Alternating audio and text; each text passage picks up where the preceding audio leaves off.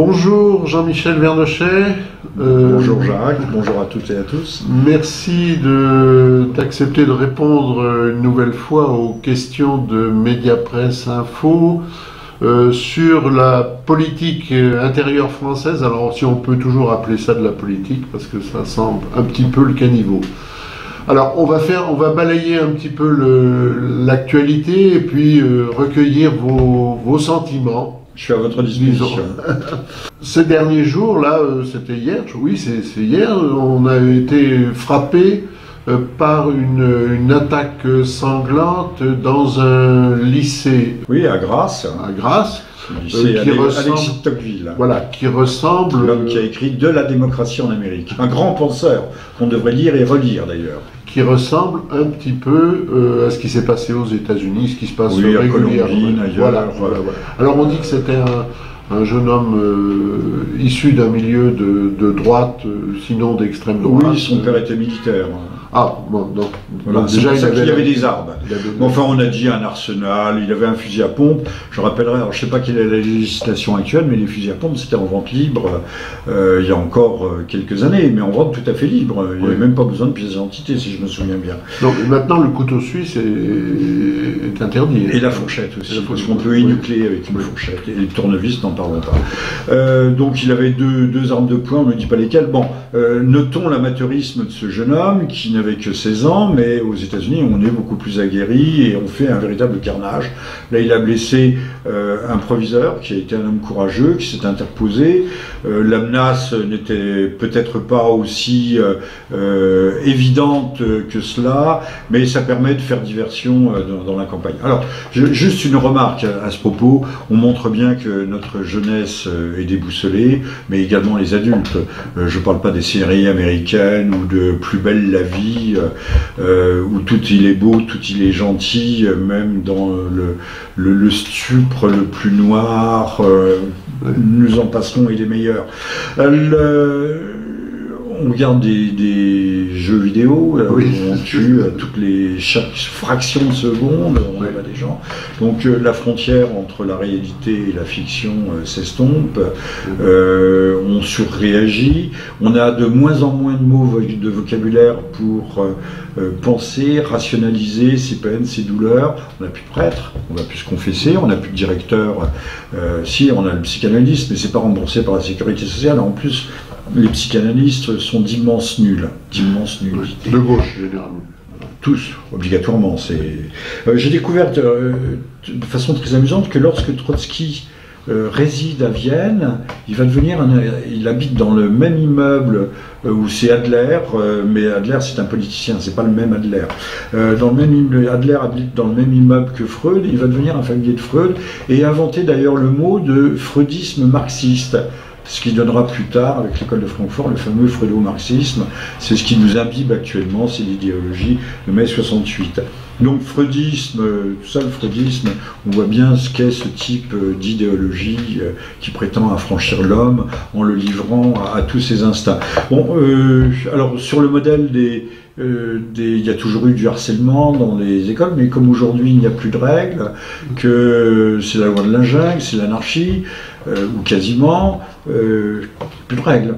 Il n'y a plus de règles dans la maison, il n'y a plus de règles dans la vie civile, et bien il y a des gens qui disjonctent, on va dire comme ça, qui partent en vrille, c'est des jeunes gens. Alors je note que si le tueur avait été un tueur ordinaire, on aurait dit un jeune. Oui. Mais là, c'était un désaxé, non pas un désaxé, le mot qui a été utilisé pour dire, donc à la limite un psychopathe, alors qu'il a 16 ans. Là, il n'y avait plus, la barrière de l'âge ne jouait plus, comme par hasard. Mais vous venez de le dire, et je pense qu'on peut s'arrêter sur ce sujet. Il s'agissait d'un fils de militaire et vraisemblablement de la mauvaise origine ethnique. Revenons maintenant à la politique internationale, mais européenne, si vous le permettez. Donc l'Europe a échappé au Trump blondinet hollandais. Ah oui, l'homme au visage étrange, mais Nous nous félicitons. Il faut s'en féliciter.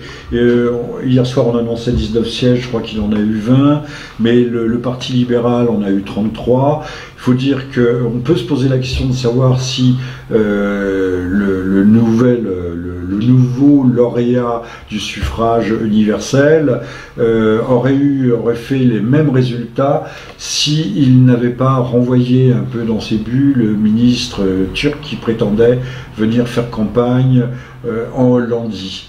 Non, en Hollande, pardon, c'est pas la Hollandie, c'est ici. C'est ici, en Hollande.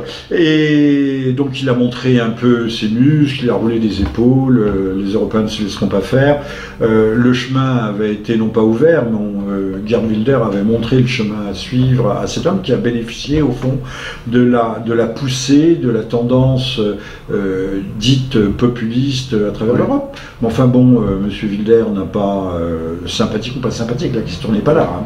Avec ses cheveux blonds platines, on connaît, je crois qu'il a des mœurs aussi à sa façon. Oui, enfin, voilà. Tout à fait légal. Tout à fait, bien entendu. Bien vu. On n'a jamais parlé de mais c'est des mœurs à la mode, on va dire. Voilà, c'est ça. Voilà. Monsieur Wilders n'a pas perdu, au contraire, il a progressé, je crois, de 5 sièges. Ce n'est pas négligeable. Mais on a battu des mains. Le monsieur 4%, alias Pignouf Ier, a jubilé en disant que c'était un coup d'arrêt donné à ce mouvement populiste européen. Attendons, il y aura bientôt des élections aussi en Allemagne, il y en a en France.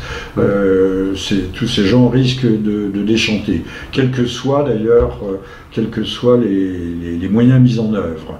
Donc la poussée, elle est là, elle est tellurique, c'est-à-dire qu'elle vient du tréfonds des entrailles de la terre européenne, des peuples européens qui commencent à se rendre compte qu'on se moque. D'ailleurs, je pense que encore une fois, les résultats obtenus l'ont été parce que on a poussé massivement les nouveaux Hollandais vers les urnes. En France, quand on vous donne, on nationalise, si je puis dire, on donne la citoyenneté à tour de bras et en même temps il y a la carte d'électeur et on vous montre le chemin. En 2012, on sait très bien que les arrondissements, les départements de la Grande Couronne ont voté entre 65 et 78% pour M. Hollande. Aujourd'hui, je pense que ça ne serait pas la même chose parce qu'il doit y avoir aussi beaucoup de déçus du hollandisme parmi les nouveaux Français. Oui, j'en ai peur. Oui, pour fréquenter la Seine-Saint-Denis, je peux vous dire que... Oui, même les nouveaux Français ne sont plus dupes. C'est plus exactement la même impression. Non. Donc, on voit que là aussi, la démocratie n'a pas grand-chose à voir dans ses résultats et que la poussée est constante et que, bien sûr, ce n'a pas été le raz-de-marée que certains pouvaient espérer ou craindre, mais que le résultat est là.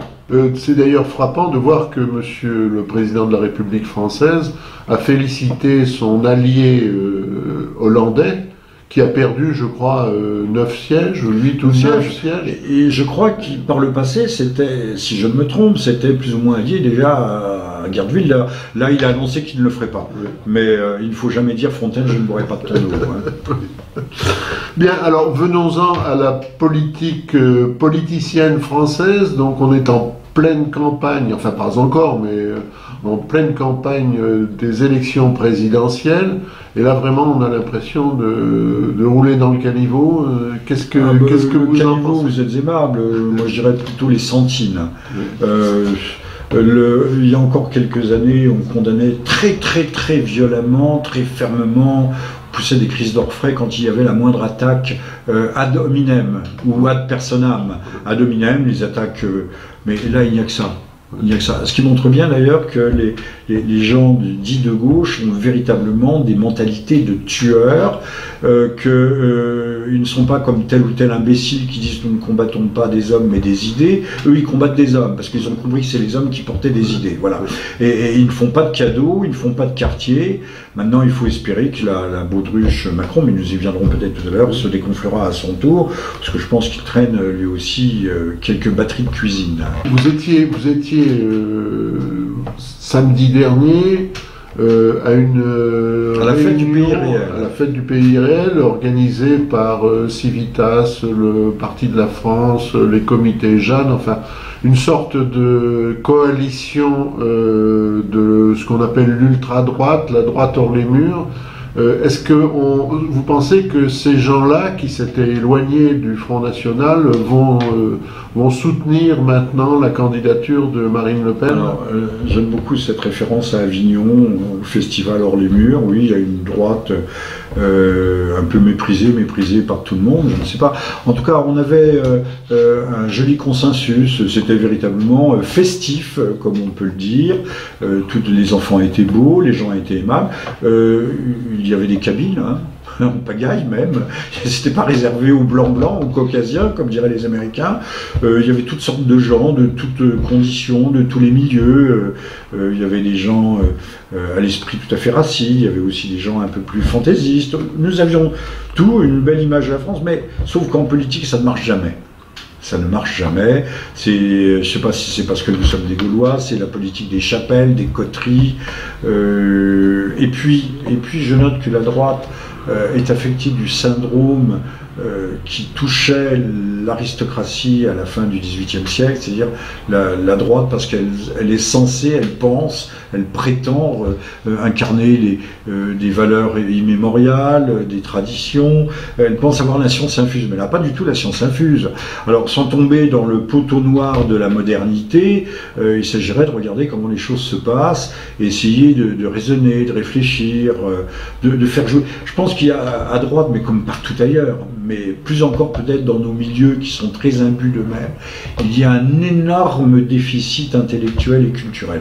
Peut-être est-ce lié à la déspiritualisation générale de ce pays, qui touche aussi bien d'ailleurs cette droite hors les murs. Ceci dit, cette manifestation était extrêmement sympathique, revigorante, roborative, et il faudrait espérer qu'elle serve de modèle pour rassembler assez largement et que nous fassions taire nos querelles. Mais comment le faire si nous ne sommes pas d'accord sur véritablement un candidat consensuel?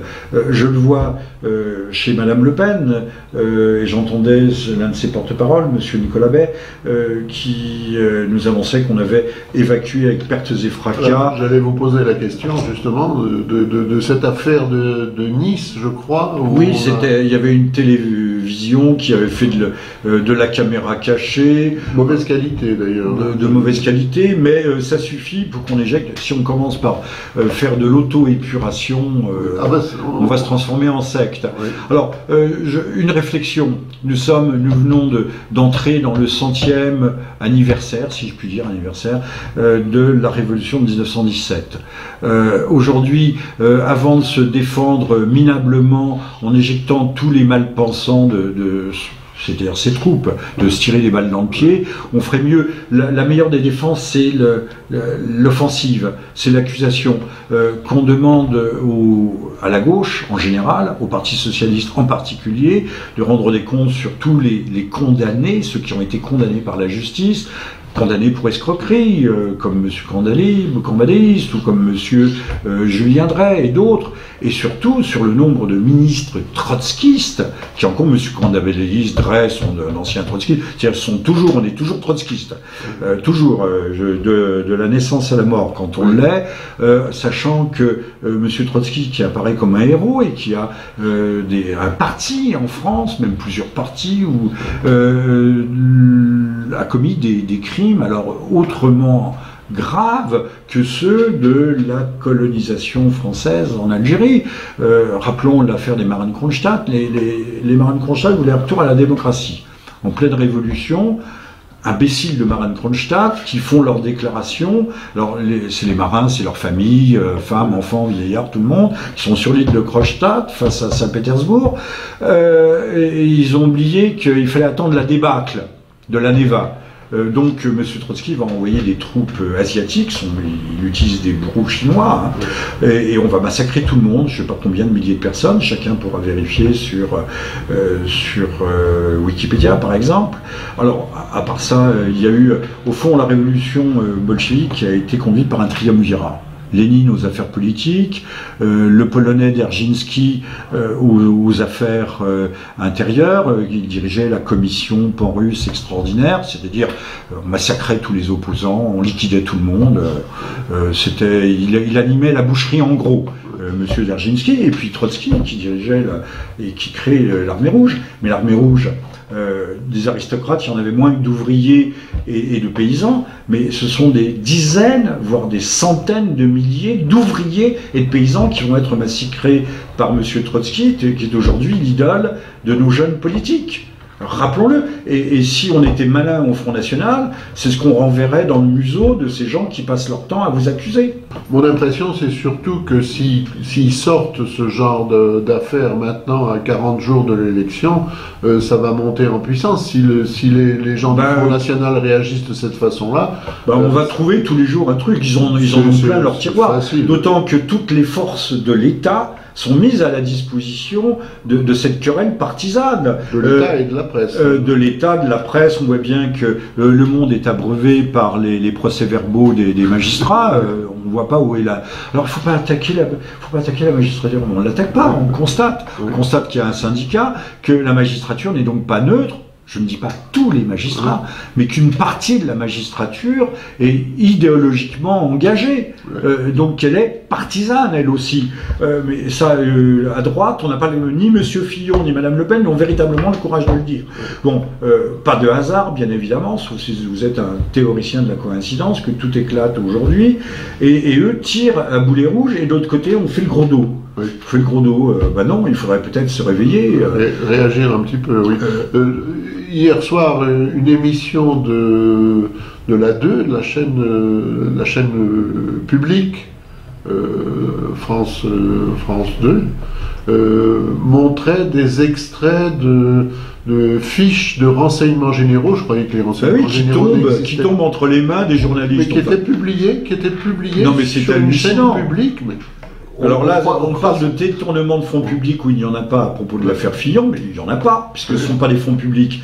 Mais là, détournement, au fond, des moyens de l'État, des dossiers de l'État qui tout d'un coup se trouvent ouverts, mais au service, encore une fois, d'une faction. Oui, il s'agit de gens du GUD, donc de toute façon... ça vient des fichiers des anciens renseignements généraux. Là, encore une fois, au lieu de courber les chines et d'attendre que la pluie passe, on ferait bien de mettre le nez justement dans les fameuses sentines dont je parlais tout à l'heure. Oui, il y a suffisamment de... Sentines idéologiques et sentines politiques. Alors, pour terminer, on va venir sur le plus bel exemple de la politique française, qui est le candidat qui est donné gagnant finalement à l'élection présidentielle. Vous avez parlé de M. Micron. Voilà. Alors, quelle est votre impression? On le voit monter tous les jours.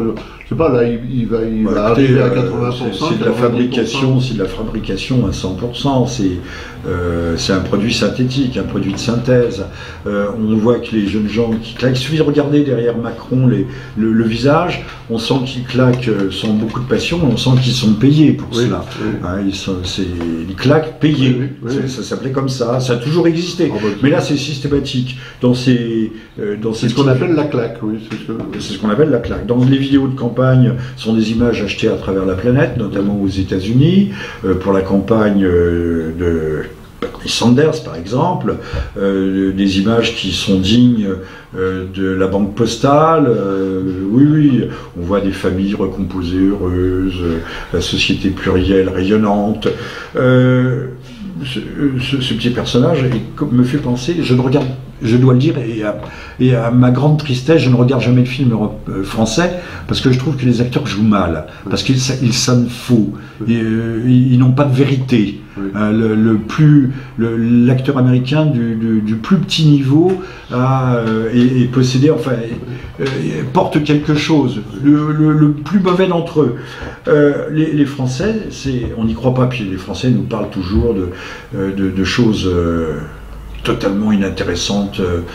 Je dis pas inodore et sans saveur, au contraire, il y a beaucoup trop d'odeurs et de mauvaises odeurs. Donc M. Macron appartient à cette espèce-là, c'est un mauvais acteur.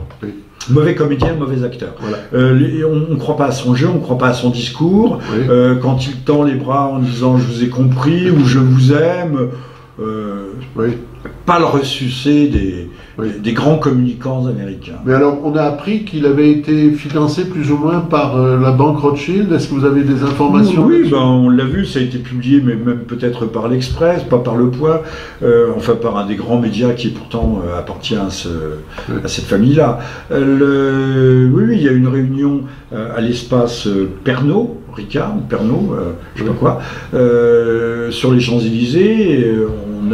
On a vu passer la convocation en demandant d'être très discret et on a fait un tour de table pour financer ce charmant jeune homme.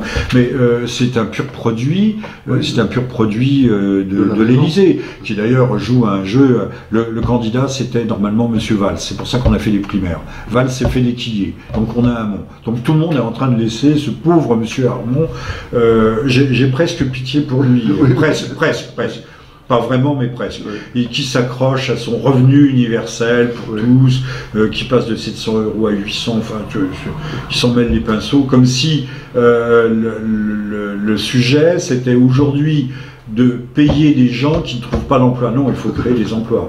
Pour ça, il faudrait peut-être un tout petit peu refermer les frontières, tout petit peu, sur des critères d'utilité publique, comme les critères sanitaires, par exemple, de sécurité sanitaire. Alors, Monsieur Macron, il y avait ce matin un article intéressant en disant que c'était au fond une fusion-acquisition.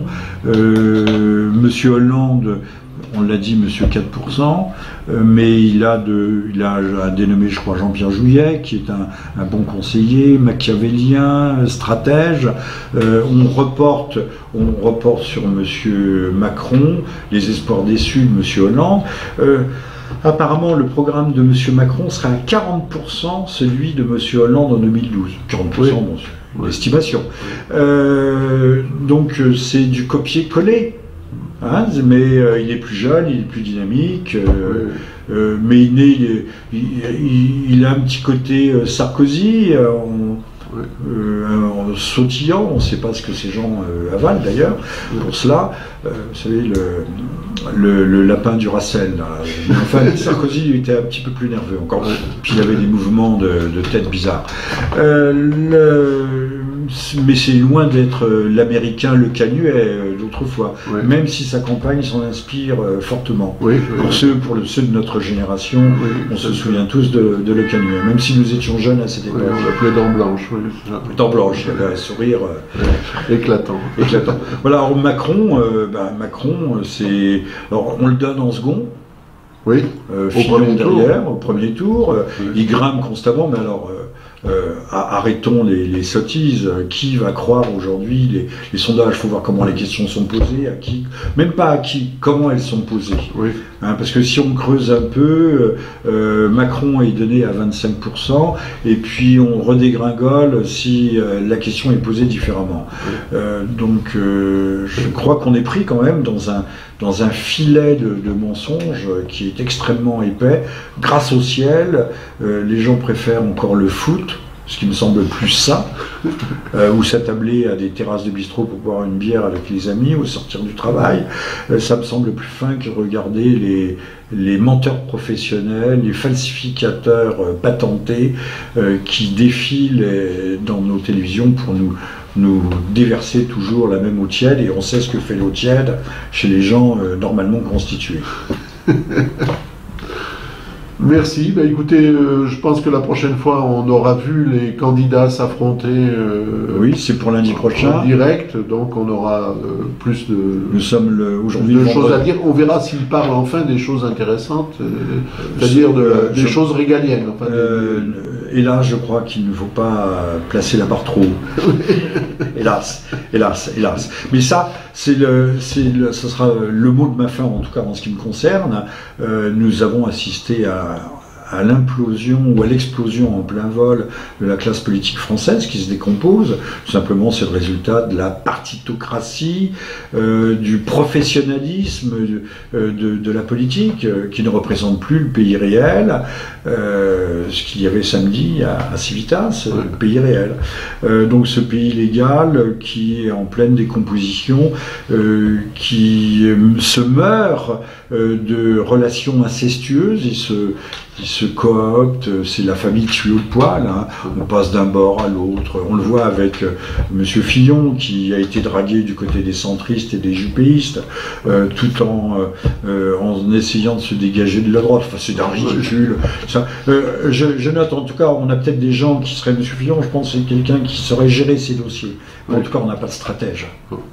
Et on n'a pas envie d'en chercher, puisque les gens qui leur diraient ce qu'il faut faire, on ne veut pas les écouter.